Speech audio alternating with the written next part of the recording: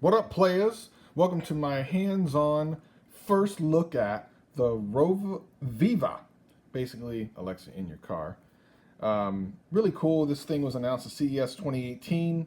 I'm into tech gadgets. I got Echoes galore in my house. I even have a Dot already in my car, but this seemed really cool, and I'll show you exactly why I decided to check this out. Props to a friend who got me this early. It'll be out in a couple of weeks.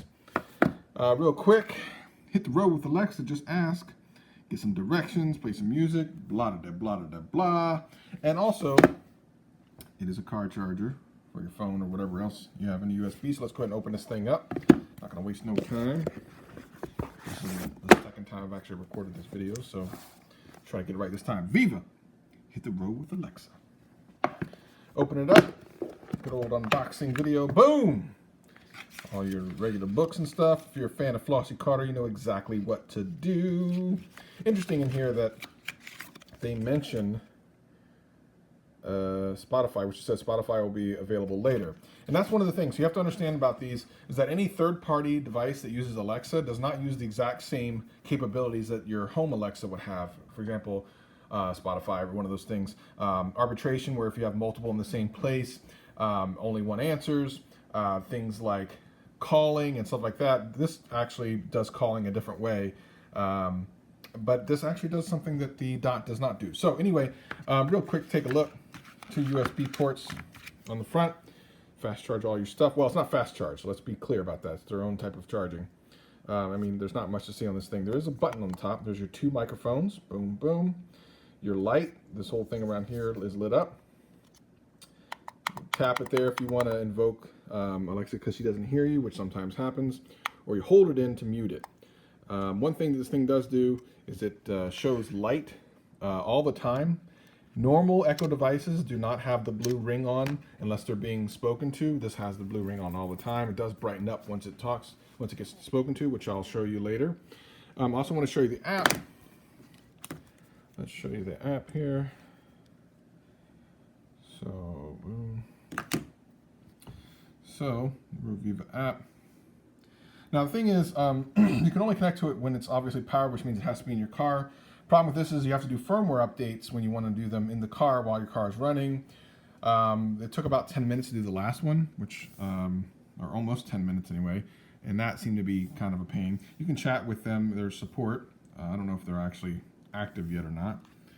In some of the settings here, you're welcome. It'll welcome you whenever it turns on. Geolocation, which you need if you want to know things specific to your area, like where you're driving, like where the closest Starbucks is. We'll try that later.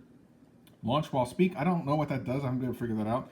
Battery saver, you might be inclined to try that. However, when you click it, it says to help reduce power consumption, battery saver will disable automatic voice connection, which, to be honest, it defeats the purpose because you have to launch the app then in order for it to talk, so I just keep it off. You might just want to use one of these 2 ports to constantly power your phone because the GPS is pretty much running at all times when this is on. Of course, your firmware update, switch device, LED brightness, only 3 levels. They all look about the same to me. And then navigation, which of course I have on Google Maps because why wouldn't you? So let's just go ahead and get into the car, play a couple things with the Alexa and see what it can do and what it can't. All right, now we're in my car, a 2016 Jeep Cherokee Limited, so you understand what's going on there, that I have the Uconnect infotainment. Not important as long as you have Bluetooth in your car. If you have only an auxiliary connection instead of Bluetooth, you actually still can use this. It's not quite as good, but what you do is you take your phone, you would use the headphone port, plug it into wherever your auxiliary in is. Mine is actually down here, but I have Bluetooth and auxiliary. So here's the thing, and plug it in. The one thing you need to have is enough space so this headroom here doesn't hit into your plastic. I fortunately can fit it. Obviously, if you want to be able to use the power as well, you need to make sure that it's aimed in a way that you can get to, because I'm going to keep mine like this, but if I do that, there's no room really for the USB to come out because there's this thing that it'll hit right here. It's just not enough space. I can do it this way though, but because I'm not using USB, I just plug it in this direction because I think it looks better. And there she boots up. Now the Dot is on but muted, and we'll do like a little comparison of the 2. Obviously, you can't do too much music only because I don't know, YouTube's gonna catch it. I'm gonna catch an L from YouTube if I use too much music. So, what can it do? What can't it do? It can do pretty much everything that Alexa normally can do. as it boots up, it'll connect to the app. Essentially, this is just a microphone for the app. The app does all the heavy lifting on your phone, and this just pretty much intercepts your utterances, what you're telling Alexa to do. It can do pretty much everything except for like calls to other Echo devices, but it will call people in your contact list. See, there you go. There's the welcome.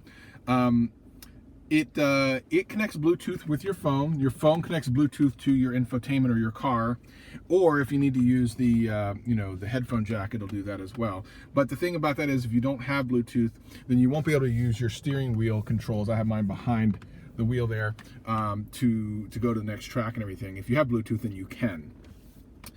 So let's give her a go. Alexa, what time is it? The time is 10:53 a.m. So that's good. Alexa, what time does Starbucks open? The Starbucks on 140th Avenue Southeast is open from now until 8 p.m. Now, the thing about that is it will know where you are, which is kind of cool. So when you ask where your local Starbucks is, it's going to find where you are, even if you're driving, trying to find the closest one.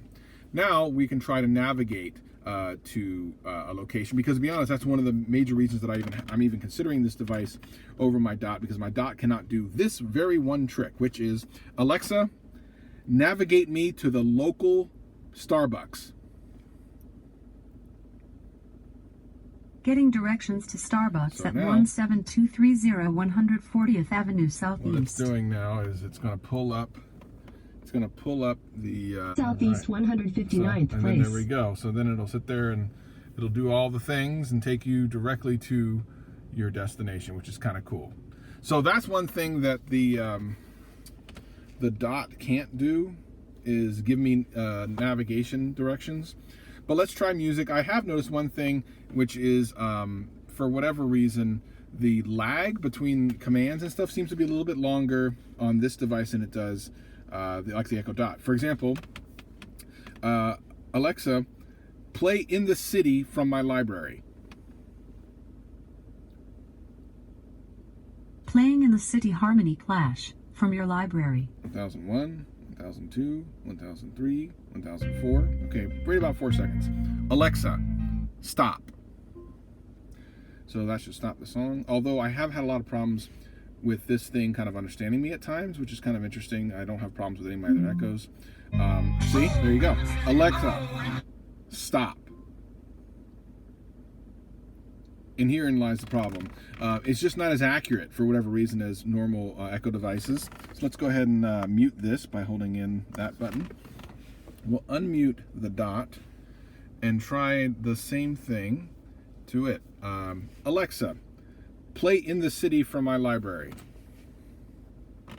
Playing In the City Harmony Clash from your library. 1001, 1002, 1000. See, 2 seconds. So, 2 more seconds. You might think, it's not a big deal. But I will tell you there are times, Alexa, stop. I will tell you that there are times where that lag is longer than 4 seconds, and it does take quite a bit longer for whatever reason. At any rate, with this, see, and by pressing that immediately, Alexa, stop. There just seems to be some weirdness with this. Nothing that I don't think can't be fixed in firmware. By the way, also, it will kick up any information that you have from the song in MP3. If you have an infotainment system, it'll kick it up there.